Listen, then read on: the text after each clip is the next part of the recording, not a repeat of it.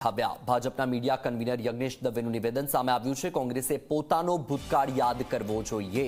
રામના અસ્તિત્વ સામે તેમણે સવાલ ઊભા કર્યા હતા। રામ મંદિરના આમંત્રણનો પણ અસ્વીકાર કર્યો હતો। હવે માત્ર મત લેવા માટે આ પ્રકારની પ્રવૃત્તિઓ કરે છે। મહત્વનું છે કે રાહુલ ગાંધી અને પ્રિયંકા ગાંધી પોતાનું ઉમેદવારી ફોર્મ ભરતા પહેલા રામલલ્લાના દર્શને જાય તેવા સમાચાર સામે આવી રહ્યા છે।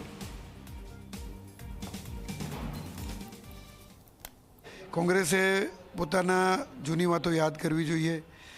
જે લોકો રામના અસ્તિત્વ ઉપર સવાલ કરી ચૂકેલા છે, જે લોકો રામ સેતુના અસ્તિત્વ ઉપર સવાલ કરી ચૂકેલા છે, અને ત્યાં સુધી કે રામ મંદિરની જ્યારે પ્રાણ પ્રતિષ્ઠા થઈ ત્યારે એના આમંત્રણને નકારી ચૂકેલા છે।